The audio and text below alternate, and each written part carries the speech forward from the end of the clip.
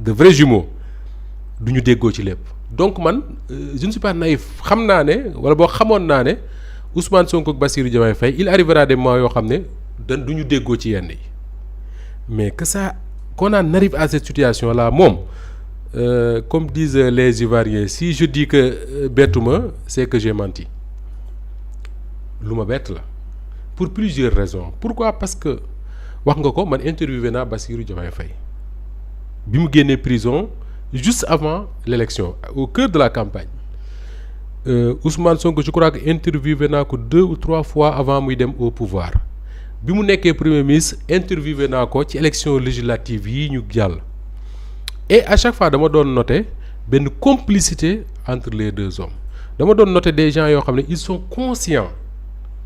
vraiment conscients de li nga xam ne moo tax ñu nekk fa ñu nekk et c'est extrêmement important pourquoi parce que ñoom le président de la République parce que le problème c'est lui en fait le président de la République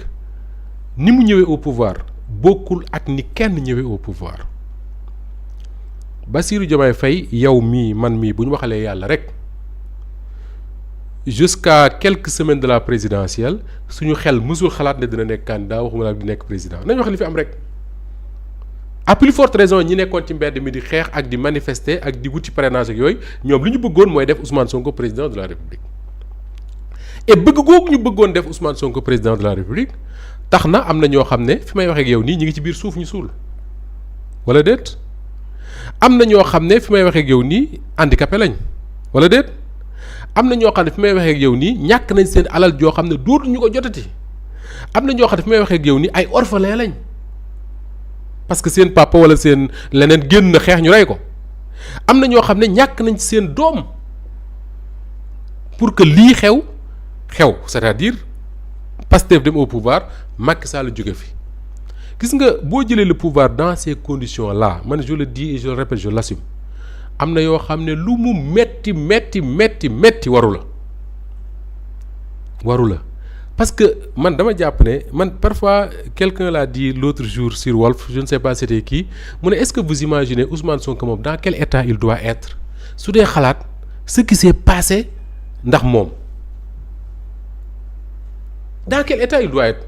voilà quelqu'un boo xam ne man leer na ma dina toog guddi mu xalaat ne mais il y a 80 gosses qui sont morts pour que ñun ñu dem au pouvoir est-ce que ñun nous avons le droit nekk au pouvoir ñu ñuy dégg ne ñu ngi xëccoo c'est des questions que je me pose très honnêtement c'est des questions que je me pose nga yokk ci maintenant nga ñëw élection présidentielle ñu ne la l'élection présidentielle c'est la rencontre entre un homme et son peuple Abdoulaye Wade noonu la faloo il ne doit rien à personne Macky Sall noonu la faloo il ne doit rien à personne enfin il y a eu des alliés et tout mais en tout cas c'est lui qui avait son programme de société dem défendre ko devant les Sénégalais nga jël Bassirou Diomaye Faye les Sénégalais demandé wuñ ko programme de société demandé wuñ ko des engagements demandé wuñ ko dara qu'est-ce qui s'est passé Ismaël Ousmane Sonko moo ne kii mooy sama candidat c'est ça la vérité des faits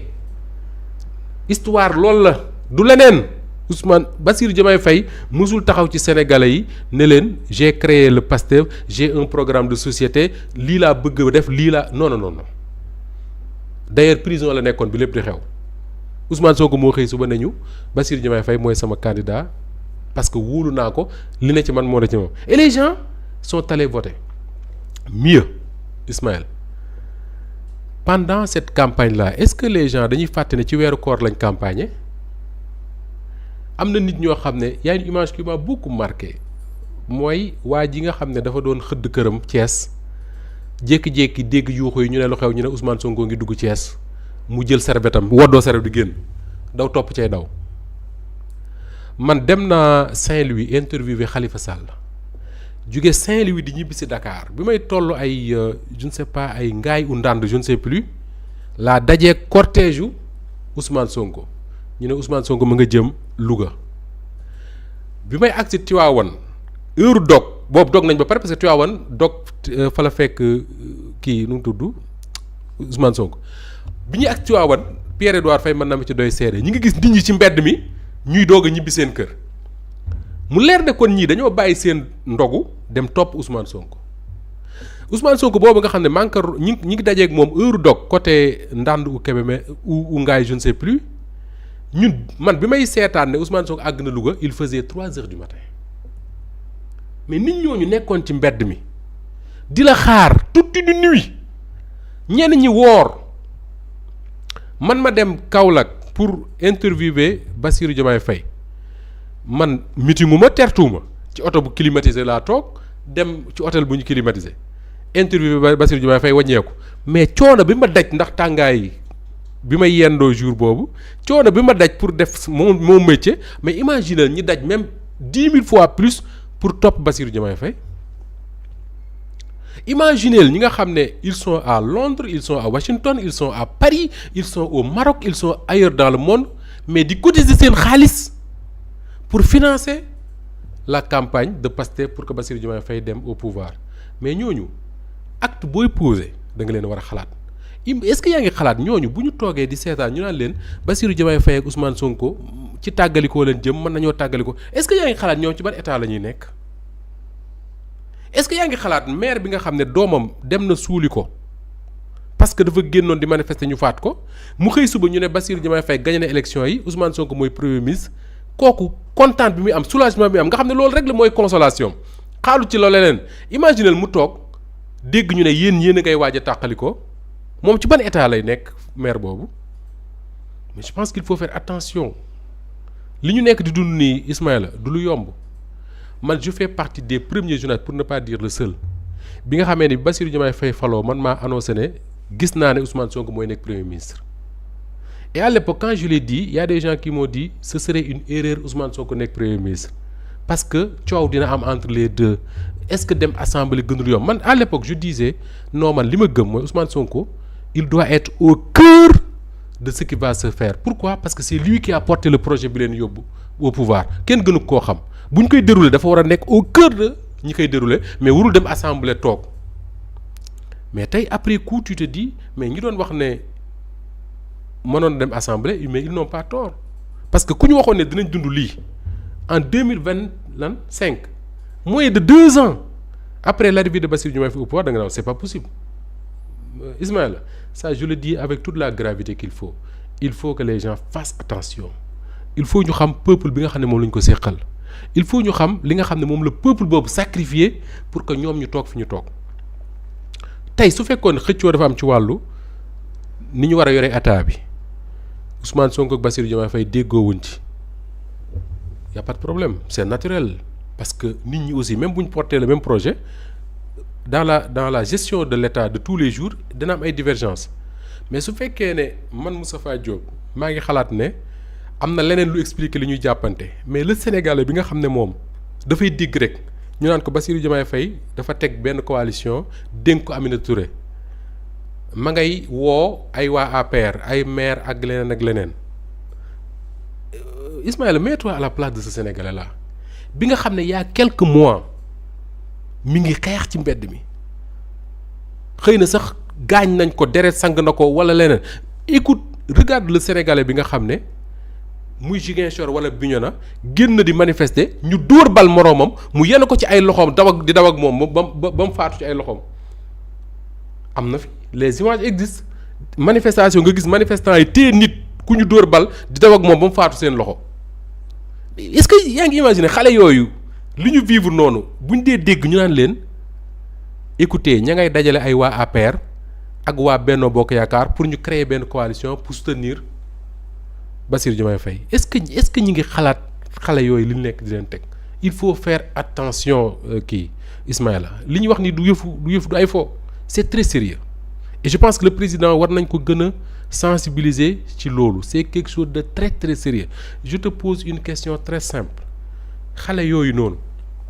ñoom dañ doon cotiser pour Pastef di manifester pour Pastef ñi nekk dans la diaspora là di cotiser pour Pastef di manifester pour Pastef tey on vous dit ñi ngi monter benn coalition bu tudd wala boog ñi ngi restructurer benn coalition bu tudd Diomaye président ña ngay woo ay nit ñu cee ñëw mais Ismaïla qui finance les activités de cette coalition am nañ siège yéen fi ngeen nekk ni vous payez une location ñoom fi ñu nekk seen siège di recevoir ay nit qui paye la location wala boog dañ naan ku ñëw na nga joxe 10 000. or xale yi bokk Pastef xeex ba Bassirou Diomaye Faye nekk pouvoir ñoom ñoo doon cotiser pour di fay ay location wu siège yu Pastef di jënd seen ay t-shirt di ci def Ousmane Sonko di jënd seen ay bracelet di def leneen ak leneen kenn état musul leen a jox président de la République musul jël ci kees jox leen Ousmane Sonko musul jël musul financer à leur place Bassirou Diomaye Faye musul financer à leur place ku nekk da nga daan financer selon moyens yi nga am tey bu ñu déggee ne ñu ngi créer coalition boobu ma ngay xëcc ay maire di am siège di defee activité am xale yooyu dinañ poser ay questions dana ne mais ñii ku leen di financer Aminata Touré mooy joxe weer wu dee wala Bassirou Diomaye Faye mooy joxe wala dañ naan ku ñëw adhéré joxeel 10 000 Ismaël il faut qu'on fasse attention ce qui est en train de se passer dans notre pays là nañ ko arrêté nu mu gën a gaawee. dégg nañu aussi ci li ñu rapporté. ci ndaje mi doxoon ci diggante président Bassirou Diomaye Diakhar Faye ak ñi nga xam te ñoom ñoo nekk les députés de Pastef wala bokk bureau politique bi. ñu ne dafa def commentaire ci rapport bi ñu wax ni dafa épinglé Mimi Touré ni Macky Sall moo ko commandité woon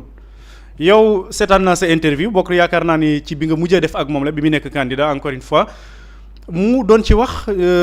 li nga xam te dañ ko doon dund ci Sénégal xëy na ci mauvaise gestion manque de transparence ak yu demee noonu yu bëree bëri tey est-ce que un commentaire bu mel noonu ñu attribué ko président de la République nekk na mbetteel ci yow itam. bu mag a mag c'est une catastrophe gis nga Ismaël man seetaan naa la. nga ñëwaat ci rapport boobu di ko càmbar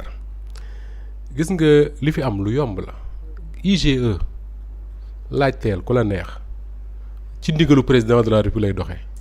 ndigal googu nekkul damay xool sama adversaire rek mu naqari ma ne ko demal wutal ma lu ma ko taqal l'IGE ne fonctionne pas comme ça IGE Ablaye Wade moo leen santoon ne leen nañ ko defal un audit de l'affaire des chantiers de Thiès. ñu def audit boobu jébbal ko Ablaye Wade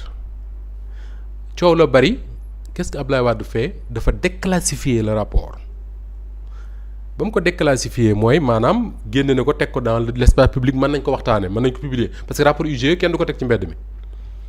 man booba Méridien président bi tudd King Fahd Palace léegi fa lañ ko defee woon man mii maa nga fa woon comme journaliste Macky Sall mii moo fa ñëw ñu convoqué tous les ambassadeurs yi nekk Dakar ñu ñëw lire rapport bi du ma ko fàtte mu jour boobu j'ai fait 2 pages sur le rapport ci li Idrissa Seck def boo ko lire par da nga naan Idrissa Seck mooy sàcc bi gën a mag ci Sénégal fii la ñu fekk Khalifa Sall rapport IGE ñoo dem fii mairie Dakar def un rapport jox ko Macky Sall mu jébbal ko àttekat ba Khalifa Sall fu mujj prison ak yeneen man ma yaakaar ne ci sama xel mu gàtt li gën a yomb pour le président de la République mooy y a un rapport de l'IGE boo xam ne moom xam na la ca ne parce que moom moo ko mën a xam mais Sénégalais yu bari am nañ ci ay écho ba ñenn ñi di ko waxtaane naan dafa épingler la gestion de Aminata Touré daf ko épingler parce que Macky Sall leen fa yónni loolu beneen affaire la mais li am moom mooy rapport am na épingle na ko est-ce que moom kese la loolu beneen affaire la mais pour régler tout ça mais on prend un rapport on donne ça kii àttekat bi su ko xoolee ne Aminata Touré n'a rien fait mais on passe à autre chose mais su fekkee président dafa taxaw mu ne ci li presse bi rapporté parce que dégguma Bassirou Diomaye Faye wax ko aussi il faut être honnête mu ne rapport bi dañ ko Macky Sall moo ko commandité encore une fois nañu dem ci dans le domaine de la perception dégg-dégg man su ma déggee loolu dama naan mais rapport bi yóbbu Farba moom prison kan moo ko commandité rapport bi yóbbu je sais pas moi y en a beaucoup Tahirou Sarr Moustapha Diop Mansour Faye ñeneen lañu kan moo ko commandité est-ce que Macky Sall moo ne woon cour de ça tombe bien rapport Cour des comptes sur les forces Covid-19 bi tax gars yi nekk prison du Macky Sall moo ko santaane moo ko sant Cour des comptes def rapport boobu jébbal ko rapport boobu ci lañ yóbboo ay ministre kaso donc cette histoire de rapport commandité pour man il faut vraiment remettre la balle à terre comme on dit quoi et se dire simplement que ni y a un rapport bu épinglé kenn koo xam ne daf ma jege lu ma ko bëgg lu ma ko fonk du ma fàtte mukk ne man maa woo Sénégalais yi ci jubal jubbanti boo ko xasee wax su fekkee ne yow Moustapha Diop da nga ko bëgg a jël def ko sa collaborateur ak loo ko bëgg-bëgg ak loo ko wóolu-wóolu ak loo wóolu-wóolu talam su fekkee am na rapport bu ko épinglé lenn moo war a nekk sa pexe mooy fexe ba lu ko setal ñëw et li koy setal yoon la c'est pas le président de la République je suis désolé président du moom mooy setal kenn sénégalais yi bokk na ci lu ñu meree woon Abdoulaye Macky Sall mooy quand il a dit am na rapport yoo xam ne maa ci teg sama conc man j'étais au palais Macky Sall benn conférence de presse am boo xam ne bokkoon naa ji ko couvrir benn 31 décembre la woon benn émission bu ñu defoon ak quelques journalistes Macky Sall dafa waxoon benn affaire boo xam ne dafa créer polémique bu bari après daf ne moom la ñu dénk la stabilité du pays moom la ñu dénk jàmmi réew mi mënul bàyyi un procureur wala un magistrat muy convoquer ku ko neex quand il a dit ça man j'ai dit un président ne doit pas dire ça mais au fond Macky Sall n'a pas tort xam nga lu tax tey bu ñu ne woon président de la République yoonam nekkul ci loolu il ne surveille pas voilà toppatoo ko mais qui te dit que un procureur de la République mënu fee taxaw ne nañ ma jàppal Khalifa Sangam parce que dañ koo tudd ci nangam su boobaa fan lañ jëm ay équilibre la yoo xam ne un état da koy gérer mais un président ne le dit pas comme ça dans tous les pays du monde c'est des choses que les gens gèrent pourquoi Nicolas Sarkozy avant muy dem prison Emmanuel Macron recevoir ko pourquoi c'est des questions qu'on doit se poser un pays ça se gère comme ça mais du lépp la ñuy teg ci kaw taabal ji encore une fois dans l'affaire Aminata Touré man c'est une dame que je respecte beaucoup franchement ñun am nañ fi ay jafe-jafe yoo xam ne daan ñëw di ci taxaw di ci xeex comme pas possible surtout bi ñu jàppee Thioro Maxu Mandela et tout mais dans cette affaire précise du président de la République moom